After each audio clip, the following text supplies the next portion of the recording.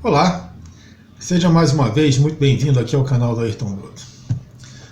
Hoje vamos comentar rapidamente o debate que teve ontem no SBT, o pool de emissoras, que contemplou aí o próprio SBT, Veja, o site Terra, né, o site internet Terra e mais alguns veículos de comunicação. Um debate relativamente morno, na minha opinião, um debate que girou em torno de temas absolutamente secundários, não que não sejam importantes, são secundários. O momento que o país vive é um momento muito, muito sério.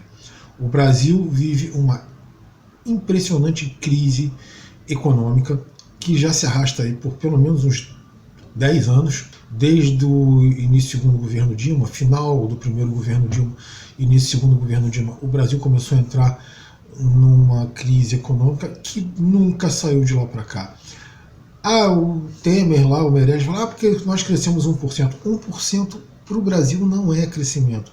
Principalmente porque é um crescimento que vem do setor que menos gera emprego no país, que é o agronegócio. Ou seja, nós temos tido um crescimento enganador, porque é um crescimento da produção agrícola. E não é da produção agrícola para consumo nosso direto, é da produção agrícola para exportação.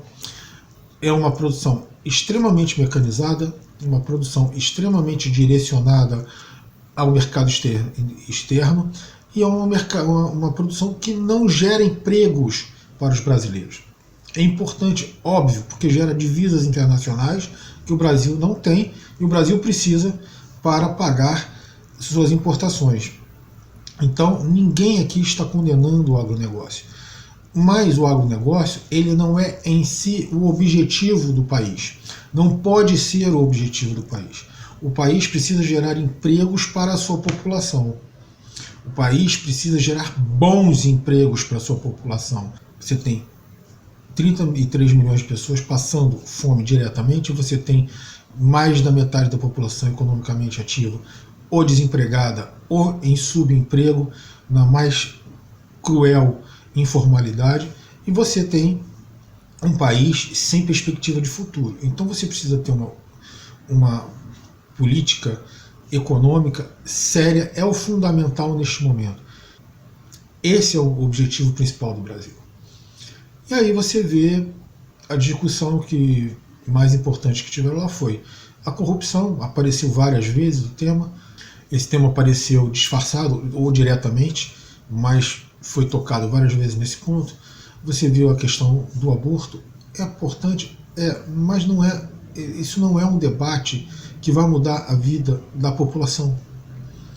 Entendam isso. Defender a vida é importante, mas não faz o menor sentido você ser contra o aborto e ser a favor do porte de arma. Ou seja, eu não posso matar o feto. Eu espero ele nascer, crescer para dar um tiro nele. Porque a arma só serve para isso. Então, assim, isso não é uma defesa demagógica, não. Isso é uma defesa real. Né? Eu não posso matar o feto, mas eu posso deixar que ele nasça e depois ficar torturando esse feto sem educação, sem saúde, sem emprego, sem alimento. O que seria pior? São todos temas importantes, óbvio que são, tem que ser discutidos, como a questão da mulher. Aquele padre Kelmon lá resolveu atacar Simone Tebet com isso que ela diz que é feminista.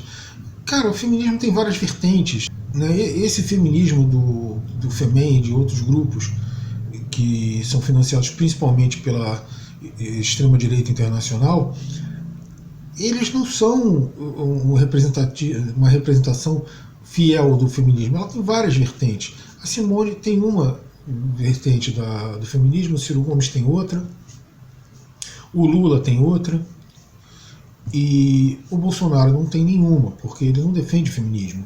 Ele defende a manutenção das coisas como elas são. Né? A do Lula, o feminismo para ele é o homem ajudando na cozinha. Mas assim, o debate ele se prendeu muito nesses temas, e os temas que são realmente importantes, como geração de emprego, como a geração de renda, porque não é só emprego, não adianta você ficar dando emprego desse salário mínimo ridículo que o Brasil está pagando. Você tem que dar uma melhor qualificação para a população brasileira e competição de ela utilizar essa melhor qualificação para a conquista de empregos bem remunerados, com boas condições de trabalho. Nada disso foi tocado. Nada disso foi tocado. Quem tentou tocar nesses pontos foi o Ciro Gomes, a Simone Tebet e um pouco a Soraya. A Soraya chegou a arranhar também isso aí. Mas, na verdade, assim, ficou muito baseado nessas discussões que são secundárias, principalmente nesse momento, e em ataques pessoais de um lado e de outro entre os candidatos, né? Então foi um debate realmente fraco, ruim, pela tentativa de abordar esses assuntos, mesmo que en passant do Ciro ele foi o melhor, a Simone bem colada ali, que também tentou abordar esse tipo de assunto. A Soraya também melhorou bastante e o próprio Dávila. Aquele nervosismo do primeiro debate, eles perderam um pouco, então eles melhoraram bastante nesse aspecto. Pois bem, o Bolsonaro, por incrível que pareça, ele melhorou muito. Ele não fez aquele discurso pausado, que até às vezes eu faço aqui até por um pouco de falta de traquejo, que eu perdi muito nos últimos anos, por falta de uso mesmo desse tipo de linguagem. Ele não fez aquele discurso pausado, quicado, né, como eu estou fazendo agora, né? Não, ele falou mais fluentemente, ele foi mais ameno e ele não atacou a jornalista da Veja, Clarice Oliveira. Ele respondeu educadamente, disse que ele não tem nada a ver com isso, o que é discutível, muito discutível, até porque ele, como presidente da República, como candidato à presidência, tem que dar exemplo, mas não foi um ataque a ela, de forma alguma. Muito diferente do que aconteceu com a Vera Magalhães no último debate. Lá ele fez um ataque direto a ela. Aqui não, ele falou que a resposta a pergunta dela, e falou que a pergunta não cabia, porque são atos que não foram tomados diretamente por ele e tal. Isso é discutível, mas não é um ataque a ela. Aquele padre Kelmo, assim, ele foi ali simplesmente para servir de escadinha para o Bolsonaro.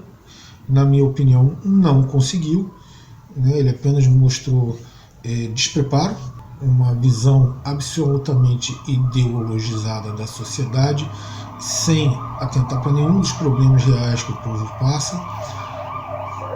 E é isso, eu acho que foi um debate que não serviu para muita coisa, né? Eu espero realmente que o próximo todos os candidatos estejam, porque esse serviu apenas como um meio de campo bastante burocrático entre o primeiro debate, que foi bem melhor, e o próximo da Globo, que eu espero que melhore também.